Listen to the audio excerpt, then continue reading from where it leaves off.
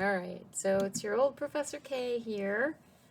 I guess we're getting used to, seeing each other in this way, me in this little box. Behind me is my diploma I'm very proud of. And I'm very proud of all of you.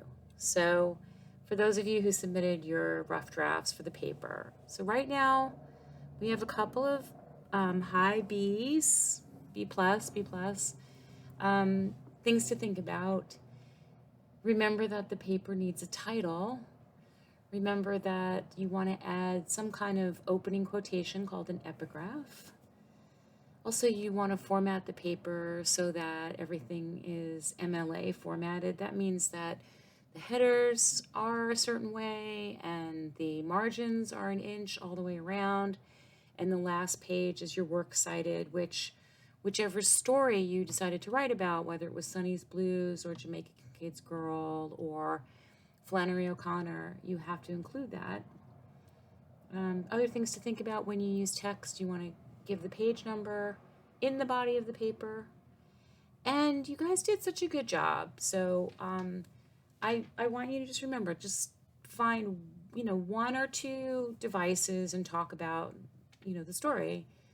And obviously this unit was really focusing on good and bad in terms of human behavior. And the next one is going to talk about culture and identity. So we just kind of think about, like, this is how we're framing these stories, right? So we don't have to say everything about the story. You just want to pick one thing or two things and talk, for a short amount of time in a 4-page paper. You don't have to go crazy. Like 4 to 6 pages, 5 to 7 pages. So remember that you need to have a basic idea, and the text proves your idea. And then everyone should say something in the conclusion about why you think this story should be read. Why should we keep reading it in 2020? And there was one student that wrote about music and talked about their own personal experience. So if you have a personal experience with some of these ideas in the story, say that in the conclusion also. Don't get strung out about these papers. They were really good. Most of them were like B and C.